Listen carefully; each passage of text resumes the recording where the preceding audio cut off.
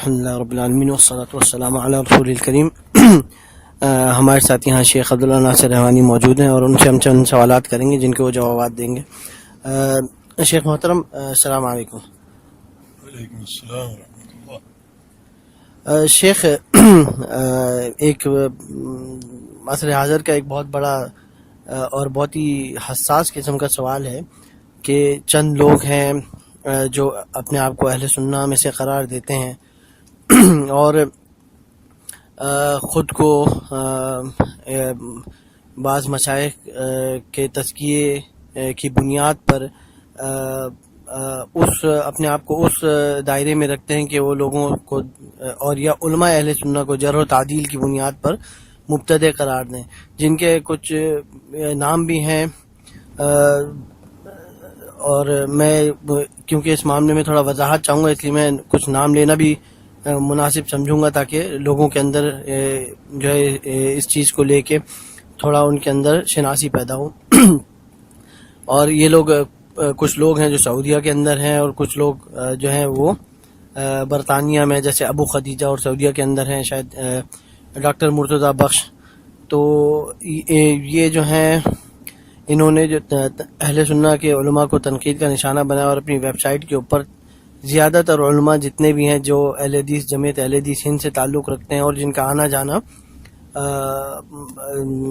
England میں ہوتا رہتا ہے اور ان کے کچھ محاورات وغیرہ ہوتے رہتے ہیں، ان کو کھلے طور پہ جو ہے وہ بدعتی قرار دینا اور ان کو نااہل قرار دینا اس لحاظ سے کہ ان سے علم حاصل نہیں کیا جا سکتا۔ تو اور اس کے اندر یہ لوگ بڑے بڑے نام لیتے ہیں، فالح الحربی، یا حجوری، شیخ ربیع بن ہادی المدخلی، اور شیخ المدخلی کا نام لیتے ہیں، اور شیخ مقبل کی طرف اور شیخ بدیع الدین شاہ راشدی کی طرف کچھ چیزیں منسوب کرتے ہیں کہ ان کا بھی اہل حدیث جمعیت اہل حدیث ہند سے جو ہے وہ کچھ کسی قسم کا ایسا معاملہ تھا کہ وہ بھی ان کو صحیح نہیں قرار دیتے تھے۔ شیخ مقبل کے بارے میں ایک واقعہ نقل کیا گیا کہ جو ہے وہ جب وہاں جامعہ سلفیہ میں تھے ہندوستان میں تو انہوں نے کچھ چیزیں ایسی دیکھیں، تو اور اسی طرح شیخ بدیع الدین شاہ راشدی کی ایک ریکارڈنگ، ان کی ریکارڈنگ نہیں کسی اور کی ریکارڈنگ ہے وہ، اور انہوں نے وہ بات جو ہے شیخ بدیع الدین شاہ راشدی کی طرف منسوب کی ہے۔ تو اس حوالے سے کافی چیزیں ہیں، معلومات بہت ہے، لیکن اس کا ایک مختصر سا اگر جواب مل جائے جس سے ہمارے جوانوں کی رہنمائی ہو سکے، کیونکہ چند دنوں پہلے کچھ ایسے واقعات رونما ہوئے ہیں کہ لوگ جو ہیں ان کو جو ہے وہ باقاعدہ اس طرح مانتے ہیں کہ ان سے علم حاصل کرنا اور ان کی جرح و تعدیل کی بنیاد پہ لوگوں کو مبتدع قرار دینے کو یہ لوگ ایک دم صحیح مانتے ہیں۔ تو اس بارے میں شیخ آپ مختصر تو نہیں کہوں گا، مطول جواب چاہیے جتنا ٹائم ہو سکے انشاءاللہ۔ الحمدللہ والصلاۃ والسلام علی رسول اللہ وبعد۔ آپ کا سوال خاصا طویل ہے اور جہاں تک میں سمجھا ہوں کہ آپ کے سوال کا جو اساسی نقطہ ہے وہ چند لوگوں کے بارے میں ہے اور ان کے نظریات اور ان کے افکار کے حوالے سے ہے، جن میں ایک نام آپ نے کسی ابو خدیجہ کا لیا ہے جو کہ برطانیہ میں ہوتے ہیں، اور دوسرا نام مرتضی بخش کا لیا ہے جو غالباً سعودی عرب میں کسی شہر میں ہوتے ہیں۔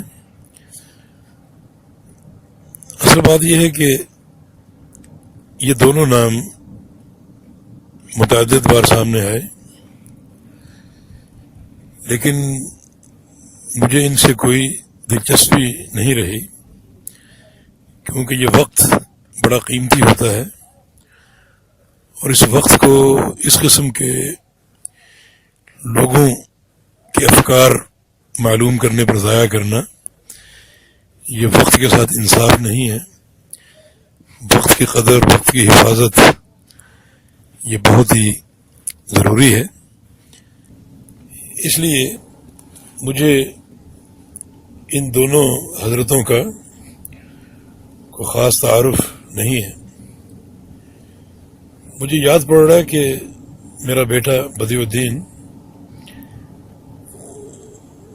اس نے ایک دفعہ مجھ سے پوچھا تھا کہ یہ مرتضی بخش کون ہے، کیونکہ وہ ان کا کوئی درس سن رہے تھے اور بتا رہے تھے کہ ان کے درس میں عربی عبارتوں کی بہت غلطیاں ہیں، نحوی غلطیاں، گرامر کی غلطیاں، اور ایک دو غلطیاں میں نے خود بھی سنی.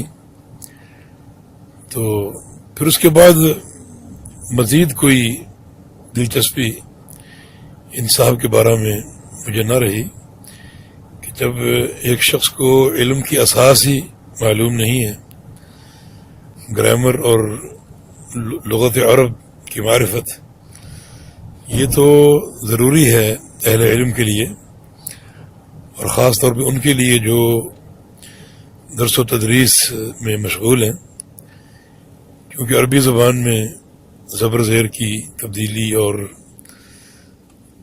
غلطی سے مفہوم کہیں سے کہیں پہنچ جاتا ہے.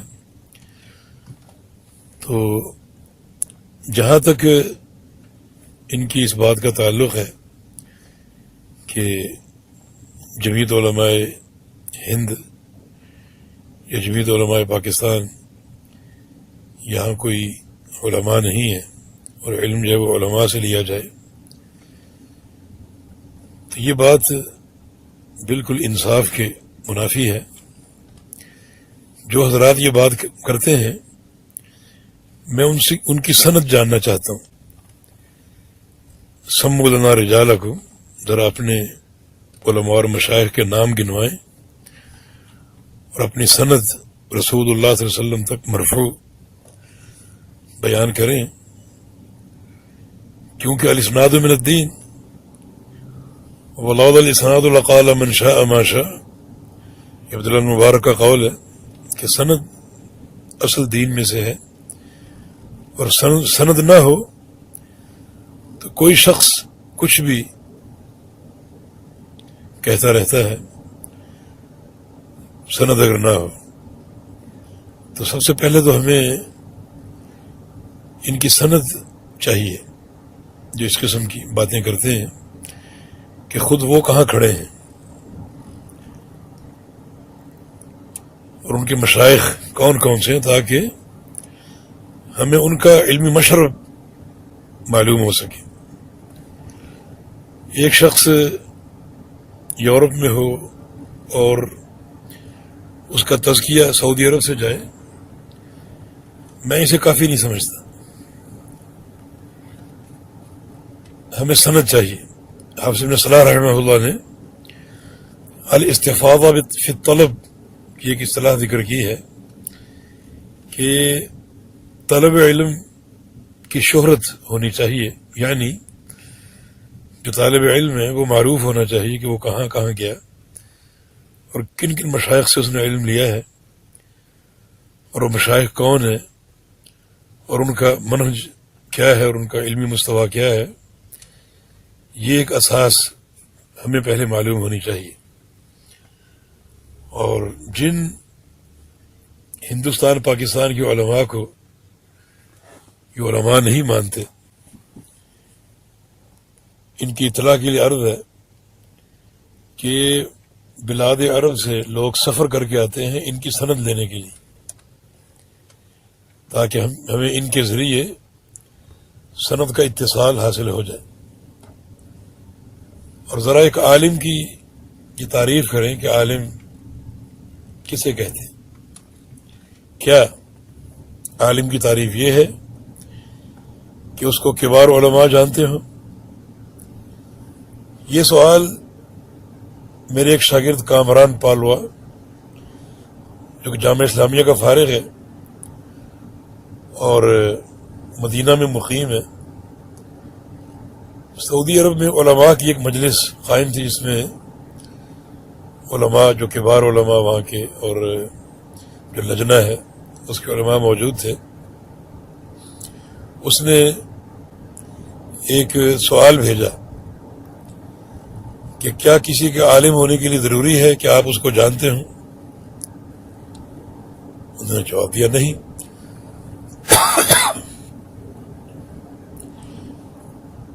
معرفت کے طرق کیا ہیں؟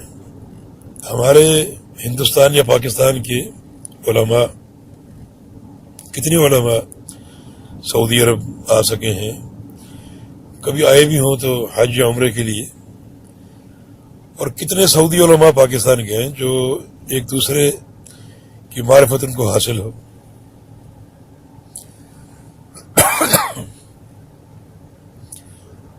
کیا کتب حدیث کا شارح عالم نہیں بن سکتا؟ کیا مدارس میں 8 سال مسلسل علماء سے پڑھ کر، جس میں صحیح بخاری، صحیح مسلم اور سنن ابی داود اور جامع ترمذی، سنن نسائی اور سنن ابن ماجہ، موطا امام مالک، سنن دارمی، پھر مشکات، بلوغ المرام، ابن حجر، یہ سب حرفن اور سندن و متنن پڑھ کر، اور پھر تفسیر، اصول تفسیر، اور پھر مصطلح الحدیث کی کم از کم 5 کتابیں، اور عقیدے کی 8 کتابیں جس میں تحاویہ اور واسطیہ، کتاب التوحید اور عقیدۃ الحافظ، لمعۃ الاعتقاد وغیرہ، یہ تقریباً 8 کتابیں پڑھ کر، پھر میراث کی 3 کتابیں پڑھ کر، اور پھر فقہ کی متعدد کتب پڑھ کر، اصول فقہ، اصول تفسیر اور نحو و صرف کی تقریباً 6 سے 7 کتابیں پڑھ کر، اور باقاعدہ علماء کو اختبار دے کر اور سند حاصل کر کے، ایک شخص طلبۃ العلم کے زمرے میں داخل نہیں ہو سکتا. اور پھر وہ شخص اپنے اساتذہ کی نگرانی میں دعوت اور تعلیم کا کام کرتا ہے، اور اس کو مسلسل سال کا تجربہ حاصل ہے، تو اس کو عالم نہیں کہا جا سکتا. پھر ایک عالم کی تعریف کیا ہے؟ اور جن علماء کو، جن کبار علماء کو عالم کہا جاتا ہے، وہ کیا پڑھتے ہیں؟ کیا وہ صحیح بخاری، صحیح مسلم اور کتب صحاح کے علاوہ کچھ اور پڑھتے ہیں؟ اگر منہج ایک ہے، سلیبس ایک ہے، اور اساسی طور پہ علم ایک ہے، تو پھر یہ فرق کیوں ہے؟ ایک ہی نصاب پڑھ کر ایک شخص عالم ہے، اور وہی نصاب پڑھ کر ایک شخص جاہل ہے، تو پھر ان دونوں چیزوں میں فارق کیا ہے؟ تو حقیقت یہ ہے کہ یہ باتیں بالکل جہالت پر مبنی ہیں. اور چونکہ آپ نے سوال کیا ہے تو میں نے کچھ منٹ اس پر لگائے ہیں، ورنہ میں نے شروع میں کہا کہ میرا وقت قیمتی ہے، اور اس قسم کے لوگوں پر میں اس وقت کو ضائع نہیں کرنا چاہتا. تو یہ ساری باتیں جہل پر مبنی ہیں، اور حقیقت یہ کہ اب بھی ہندوستان، پاکستان میں علماء ہیں، کتب حدیث کے شارح ہیں، مفسر ہیں، محدث ہیں، جرح و تعدیل کا علم رکھنے والے ہیں، اور کتب کا فہم رکھنے والے ہیں. اور ایک بڑی ٹیم موجود ہے. میں نے ان سعودی علماء کو سنا کہ وہ ہمارے کئی مشائخ کو پاکستان کا نور قرار دیتے ہیں.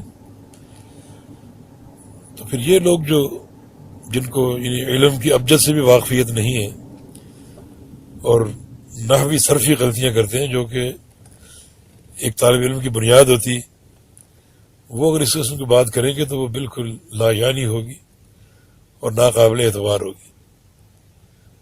تو ایک تو یہی کہ یہ لوگ اپنی سند ذرا پیش کریں، کیونکہ ہمارے اس علم میں اتصال سند ضروری. انہوں نے کہاں سے علم حاصل کیا، ان کے مشائخ نے کہاں سے لیا. خالی ہم اس تزکیے کو کافی نہیں سمجھتے، ورنہ کسی بھی موقع پر بیٹھ جائیں ہمارے طلباء کے سامنے اور ہمارے طلباء کے سوالوں کا جواب دیں.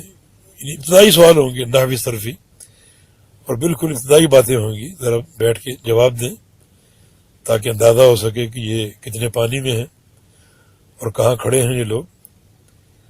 تو یہ باتیں بالکل ایک علمی انصاف ہے اس سے گری ہوئی ہیں.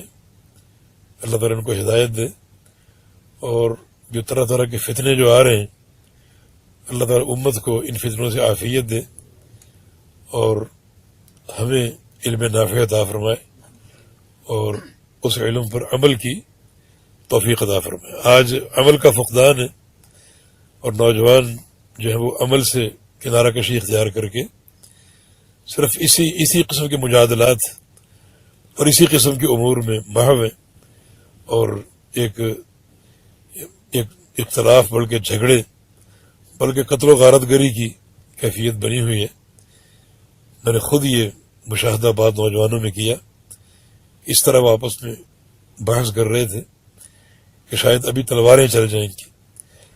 تو یہ فتنے کہاں سے پھوٹتے ہیں اور کون اس کے محرک ہیں؟ ہمیں چاہیے کہ ہم خالص علم کو اپنے حلقے میں پیش کریں اور عمل کے لوگوں کو ترغیب دیں، اور یہی آج کرنے کا کام ہے. نہ یہ کہ لوگوں کو بھڑکایا جائے، فتنے کھڑے کیے جائیں، اور وہ جرح و تعدیل جس کا دور گزر چکا ہے اس کو ایک جہل کی بنیاد پر جو ہے وہ قائم کیا جائے اور کھڑا کیا جائے. جرح و تعدیل کا فن یہ حدیث کے ساتھ جو ہے وہ مقرون ہے، اور اسی کے ساتھ اس کا صلہ اور تعلق ہے، اور اس کو ہم آج کے دور میں اپنی غیبتوں اور اپنی طعنہ زنی اور ناجائز قسم کی تنقیدوں میں اس کو استعمال کریں، اس مبارک اصطلاح کو. یہ اس اصطلاح کی توہین ہے. اللہ تعالیٰ ایسے لوگوں کو ہدایت دے، اور اللہ تعالیٰ ہمیں علم نافع اور عمل صالح کی توفیق دے، اور اللہ تعالیٰ ہمارے نوجوانوں کو توفیق دے کہ وہ علماء کا مقام اور ان کی قدر سیکھیں اور ان کا احترام کریں، ان کی تعظیم کریں. علماء کی تعظیم جو ہے یہ دین کے شاعر میں سے. رسول اللہ صلی اللہ علیہ وسلم کی ایک حدیث ہے، حدیث قدسی، اللہ فرماتا ہے من عاد لی ولی فقد آذنتہ بالحرب، کہ جو میرے کسی ولی کو تکلیف دے گا اس سے میرا اعلان جنگ ہے. امام شافعی رحمہ اللہ اس حدیث کی تفسیر میں فرماتے ہیں کہ ان لم یکن الفقیہ ولیا فلیس للہ ولی، اگر ایک فقیہ اور ایک عالم دین اللہ کا ولی نہیں ہے تو پھر کوئی اللہ کا ولی نہیں ہے. تو علماء سے اس قسم کی عداوتیں قائم کرنا یہ اللہ اور اس کے رسول سے اعلان جنگ کے مترادف ہوگا.